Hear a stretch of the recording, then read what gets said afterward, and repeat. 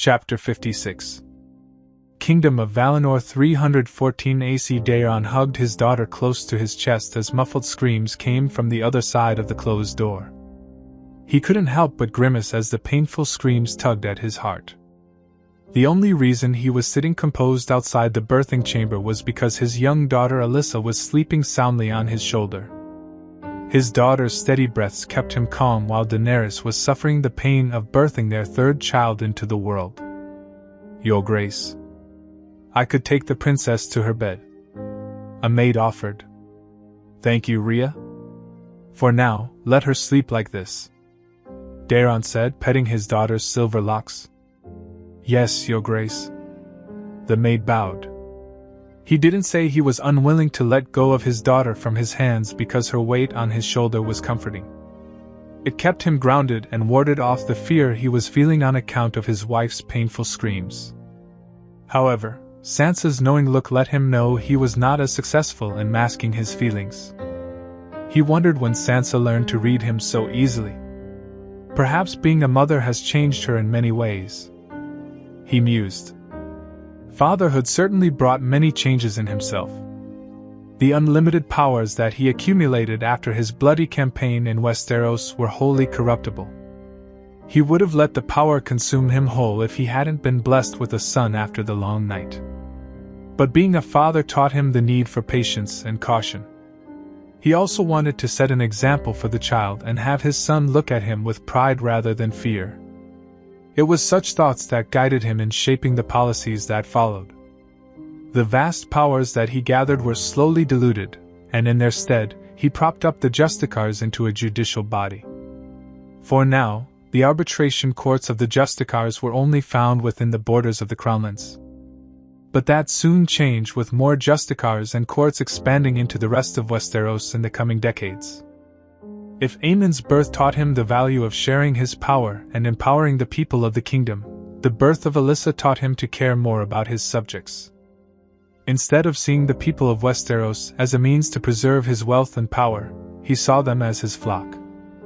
For the first time, he wanted the virtuous to thrive in his kingdom so that children could live in a world rich in virtue. When the virtuous thrive, there is no room for suffering, Daeron thought. The excited chatter that came from the hallway attracted his attention. As expected, he found Arya leading his son Aemon and nephew Robb. Aemon inherited his black hair, but his eyes were the same shade of amethyst as Daenerys. His nephew Robb took after his mother with dark red hair and blue eyes. For a moment, Daeron was reminded of a distant memory of himself and Robb. But that memory shattered like glass when his son pushed his dragon egg against his hand. "Father, we picked the egg." Aemon smiled toothily at him while presenting the egg. Daeron smiled at his brightly smiling son and inspected the egg. It had bright yellow scales on its surface. "Did Regal give you any trouble?" he asked. "Of course not. Regal loves my visits," Aemon said. "Of course." Daeron smiled indulgently while trying hard not to laugh at the visits his son mentioned. He wouldn't exactly call painting the scales of a fully grown battle-hardened dragon in bright yellow and red as friendly visits. The only reason Regal tolerated such visits was because of their bond. The green dragon knew Aemon was his son and therefore tolerated some level of playfulness. But it was fast becoming time to curb some of Aemon's activities. He had never allowed his son to do the same with Drogon or Viserion because they were less understanding of Aemon. Dragons were proud creatures, and he was sure Regal was quickly losing patience with Aemon's stunts. "You keep it. We can have the egg placed in the crib once the baby comes," said Daeron, passing the egg to his son's custody. "Will the baby be a boy, Uncle?" "I hope it'll be a boy." Robb smiled innocently at him. "Why do you want the baby to be a boy, Robb?" he asked, smiling indulgently at his nephew. "Because we'll get to play nights with him," said Robb, like it was the most obvious thing in the world. Daeron's eyes danced with mirth as he heard Arya let out a snort of laughter while Sansa smiled at Robb's answer. "And you two want me to have one of those?" Arya asked with a snort. "Am glad to see that your rudeness is persistent, sister," Sansa sniped back. "I have 2 nephews and a niece. Soon that number will go up when Dany delivers the child, and Alice delivers Rickon's child a few months from now. I think Eve got enough children in my life, thank you very much," said Arya. "They'll keep reminding you to have a family of your own for your own sake because you are my sister, and I don't want to see you hurt several decades from now. One day, you'll wake up and realize what you missed, and I don't want to feel guilty when that happens," said Sansa. "You'll be sure to wallow in my hypothetical self-pity far away from your eyesight," Arya mocked. Before Sansa could respond, a scream came from the closed door, and then all was silent. The silence hung heavy, and it was broken by the cries of a baby. Sansa rushed towards the doorway while Arya held back the boys. Daeron waited patiently as the maesters and midwives helped clean up the baby and his wife after the birth. While he was overcome with the urge to pay a visit to his wife and newborn child, the sleeping form of Alyssa kept him grounded. Nearly half an hour later, Sansa came out of the birthing chamber with a broad smile that eased many of his worries. "Daenerys and the babe are safe and healthy," said Sansa, making Daeron let out the breath he was holding. "I'll take Alyssa. Go and be with your wife," said Sansa, taking his daughter from his hands. He carefully stepped into the birthing chamber, taking measured steps as the floor was wiped clean with water after the birth of his child. He found Daenerys and his newborn child lying down on a feather bed covered in silk sheets. "It's as I dreamed. We have another daughter." Daenerys smiled weakly at him from her bed. "Good." Daeron let out a relieved laugh. "I'm having trouble disciplining Aemon with all his antics. A daughter like Artie would go a long way of making all of our lives much simpler. You'll be saying the opposite once our girls flower into beautiful women," said Daenerys. "Maybe. But I'll enjoy every second that they remain our little girls," Daeron said fondly, reaching out his fingers and brushing them against the cheeks of his newborn daughter. "She has your hair," he said fondly, watching his daughter peacefully sleeping on the bedside. "And my eyes," said Daenerys, keeping their newborn daughter close to her body. "I see. Have you settled on a name?" he asked, knowing that it was Dany's decision to make as he had named their daughter the last time. "Riella. Her name is Riella Targaryen," said Daenerys. "Your mother's name." "It's a good name," said Daeron, taking his wife's hand into his own and pressing a chaste kiss on the back of her knuckles. An excerpt from The Lineages of the Dragon by Dr. Charles Spector. Most members of House Targaryen sported the classic looks of a Valyrian noble. Gleaming pale skin, silver hair, and amethyst eyes were the most common traits passed down from their ancestors. Only a few exceptions were found among the members of House Targaryen that deviated from their common physical traits due to intermarrying with Undels and the First Men. However, it was not until the Daeron III a strange phenomenon started to develop in the Targaryen bloodline. All males born after Daeron III in the Targaryen family inherited his skin complexion, physique and hair while retaining the eyes of Queen Daenerys and her ancestors. All daughters of House Targaryen took after Queen Daenerys in looks. Many renowned maesters of the Citadel believed that it was a strange coincidence, and nothing else. But this phenomenon was not something to be dismissed as a strange coincidence because magic was involved. It was only thanks to King Baelon Targaryen's patronage that the University of Dragonstone was allowed to conduct a detailed study about the effects of prophecy and warging on bloodlines. There was not much information to compare, but our best studies have come to the conclusion that King Daeron's warging powers might have reinforced his identity so thoroughly in his blood that he passed it on to his male descendants. This conclusion was reached solely on the finding that all Targaryen males descended from Daeron III were born with the gift of warging, while a few became greenseers as well. They had dragon and direwolf companions like King Daeron. The Targaryen women born after Queen Daenerys took after her in appearance. Some among them were capable of warging, but most Targaryen women became gifted sorcerers capable of lighting the famed glass candles of Valeria.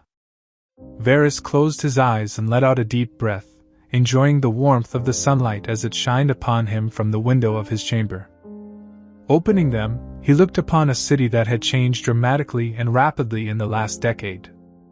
The tall obelisk that served as the war memorial for those who lost their lives during the long night towered over every structure in the capital. It now occupied Visanyas Hill where the great sept of Baelor once stood. There was a smaller memorial stone nearby for all those who lost their lives on the burning of the sept as well. That particular memorial stone was fast becoming a shrine for those who followed the faith of the Seven in the city in the absence of a grand sept in the capital. Another change in the city was the sprouts of green and red he could see within the otherwise urban settlement. Unlike the monarchs of old, King Daeron insisted on leaving some pockets of land in the city to be planted with trees.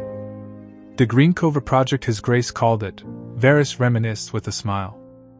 He had personally thought it was a useless venture with nothing to gain, but His Grace often had the habit of proving him wrong, just like he did when he turned the dragon pit into a museum of past Targaryen dragons. Both of those projects were costly, but they both served a purpose. People from all walks of life across the Seven Kingdoms and abroad came to the capital city to see the great dragons of Targaryen kings. They were willing to spend lots of silver for the opportunity to bask in their majesty. This, in turn, developed other local businesses in the city. The ports were flooding with visitors from Essos when His Grace opened the dragon pit for visitors.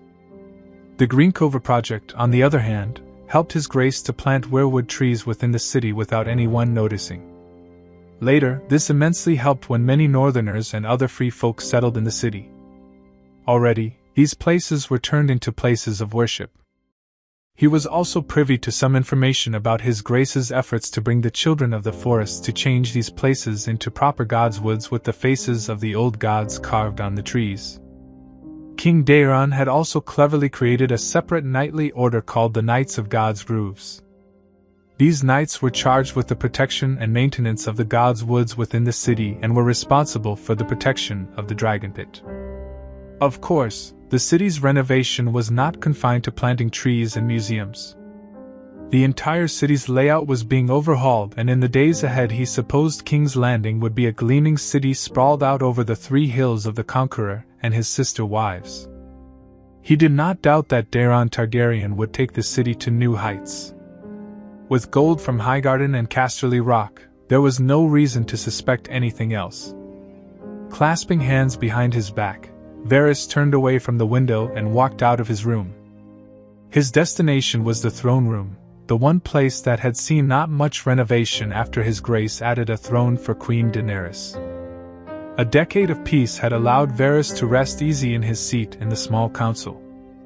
When Daenerys Targaryen conceded the throne to her nephew a decade ago, he had feared for the worst. When he first set sights on Daeron Targaryen, he saw the shadow of the rogue prince, the venerable rider of Caraxes, but time had proved him wrong in his assessment. After Daeron Targaryen put down the Ironborn Rebellion and the Dornish Civil War, there had been no major conflict in Westeros. It was not because the lords of Westeros were tired of waging wars against each other over petty squabbles. The reason there was a relative time of peace in the continent was because of House Targaryen. King Daeron had carved up the Reach on his whims and absorbed everything east of Bitterbridge into the Crownlands. The Stormlands as a kingdom ceased to exist, and House Targaryen unapologetically absorbed the land into the Crownlands. While there were some low grumblings in the Reach, the Stormlords observed eerie silence. There were few Stormlords who survived the decade of war that followed Robert Baratheon's death. And those few were too old and weak to protest against the king's decision. The rest of the Stormlands nobility had perished in the many wars that ravaged the Seven Kingdoms. Most of the castles in the Stormlands were given away to the loyalists of House Targaryen. There were even wildling clans settling in the Stormlands, which became a highly contentious issue in the court. But Varys had seen with his own eyes how easily those protests melted away when King Daeron marched out of the Red Keep and proceeded to make royal progress in the Stormlands. All the tongues wagging went silent when they saw dragons in the sky, and that was the end of the Stormlands as a cohesive polity within Westeros. Once the whole kingdom went silent in fear of incurring the king's wrath, the faith also observed silence as First Men communities started sprouting in the southern kingdoms. The former kingdom of Stormlands was now a shell of its former self.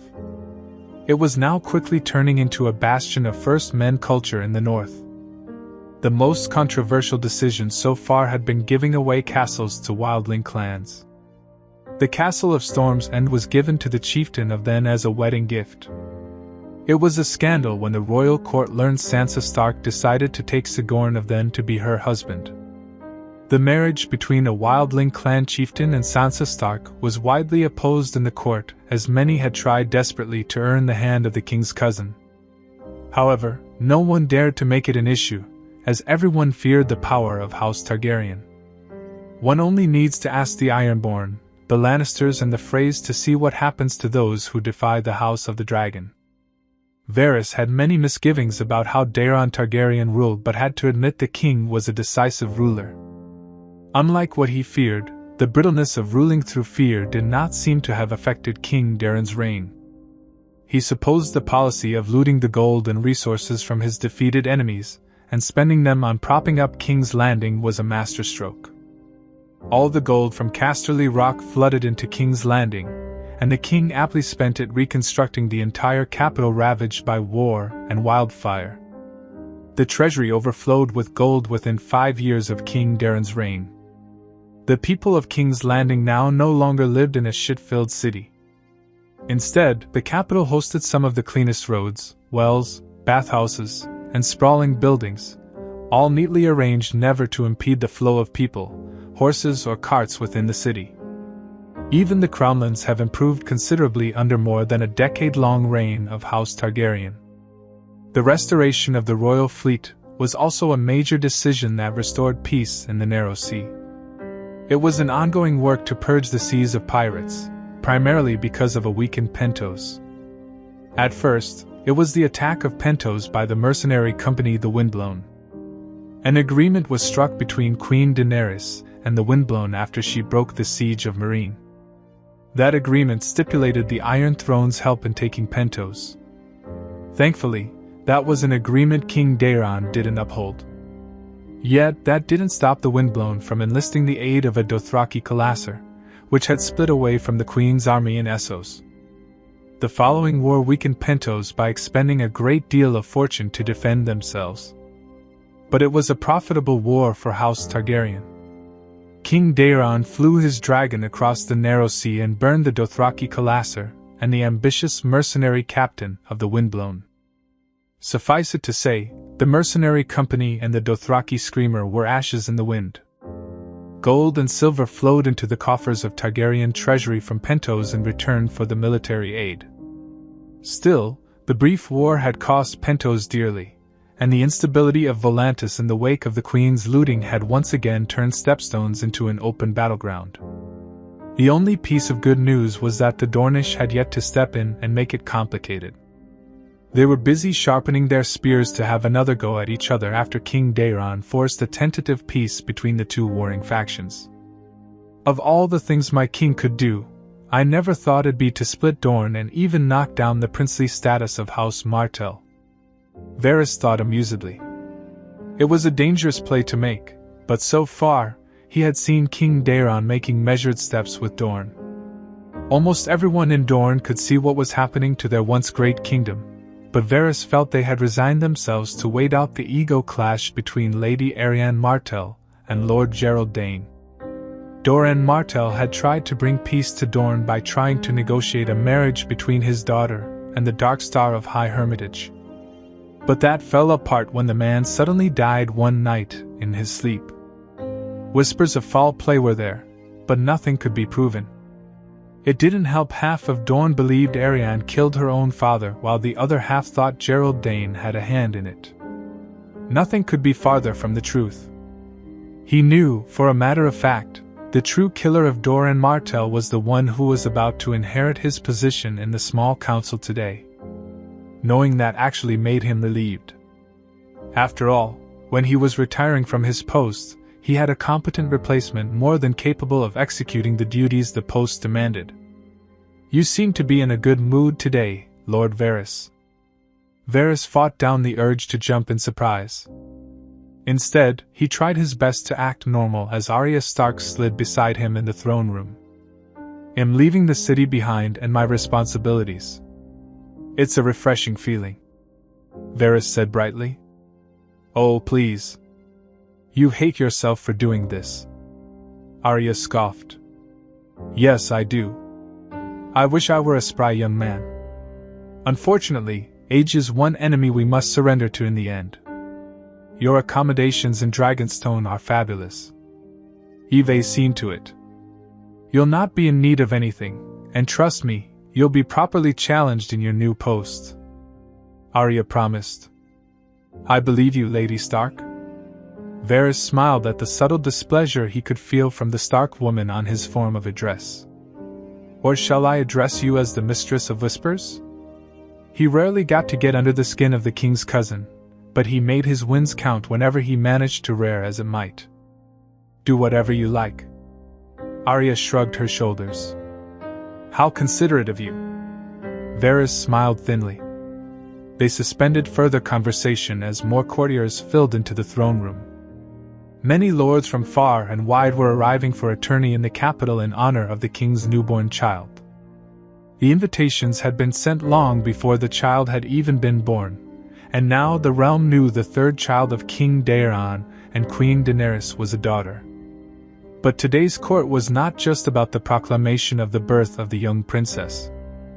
Only a handful of people were privy to the true reason for the court today. They seemed to be happy together, Arya observed. Varys chased the line of sight of Lady Stark and found she was eyeing Sir Edwin Manderly and his wife, Desmara Redwine. It was one of the clever matches his grace brought about while stabilizing the Reach. After all, having the daughter of Paxtor Redwine married to the Castellan of Highgarden ensured peace within the Reach. House Redwine was now busy championing Sir Edwine to become the Lord of Highgarden rather than supporting House Hightower. Once again, his grace proved he was adept at playing the game. "They'll have more reasons to be happier today," said Varys. The court suddenly became silent as the night when the king and queen arrived. Their steps echoed in the chamber, accompanied by the king's guard knights. However, there was a bundle of cloth in the king's arms where a small babe was sleeping soundly. The young Princess Alyssa and Prince Aemon walked beside the queen as they ascended the steps towards their thrones. The king took the iron throne, while the queen took her silver throne. Prince Aemon stood beside his father near the iron throne, while Princess Alyssa stood near her mother's throne. "Welcome, lords and ladies of Westeros. The gods have blessed my family with a daughter of silver hair and amethyst eyes in the likeness of my queen. Her name shall be Rhaella Targaryen in memory of my wife's mother and my own grandmother." The court erupted in cheers and toasts as the courtiers sang praises and heaped prayers for the sake of the newborn princess. What followed was a long ceremony of presenting gifts to the royals on the auspicious occasion. For nearly an hour, it continued until the royal couple decided to address the court once more. "There are a couple more announcements my husband and I shall make today." The court fell silent to hear what the queen had to say. "Sir Edwin Manderly, come forth and kneel," she ordered. Varys marveled at the queen's strength to exude such a commanding presence right after she came from the birthing bed. But this was a woman who survived many great tests of life and was forged anew by the tragedies that befell her family. Adversity breeds strength, and strength brings greatness, Varys mused. Sir Edwin took a knee before the steps to the thrones. "You knelt as the Castellan of Highgarden. Your loyal service is appreciated by the crown, and you've more than proven yourself capable. Rise, sir. Rise and serve us as the Lord of Highgarden, a title you may pass on to your children and their children." Varys was not shocked, but he was a little surprised to see the man was not awarded the wardenship of the South. However, he doubted why that was done while closely eyeing Sansa Stark and her son. He shook his head. It was not his place to judge or worry about such matters. He was an old man now. Besides, he trusted the king and queen to make sound judgments. They had so far shown they were more than capable and worthy of their positions of power. Lord Maegor, step forward and kneel. The brother of the deceased Queen of Robb Stark knelt before the throne. The man had served ably in suppressing any rebellion in the Westerlands, and kept the peace in the region for the throne. You are a trusted friend and the governor of Lannisport. Your help was invaluable in the subjugation of Volantis, which helped us secure enough Valyrian steel weapons to fight against the White Walkers on an even footing. Now rise, my lord. Rise as the Lord of Lannisport. The cheers died down when the king raised his hand and gestured to stop. We have another important announcement to make.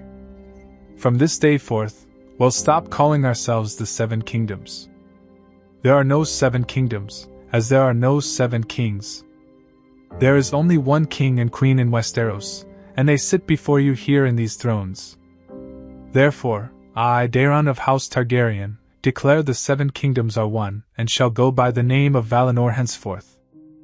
Let my daughter's birth usher in a new age of prosperity and good fortune for the people of Valinor. Hail the Queen! Hail the King! Hail Valinor! When the furor spread throughout the court, Varys relaxed. The realm is in safe hands. I should settle down and make something new in Dragonstone like Tyrion was doing in Meereen. Varys mused. The end.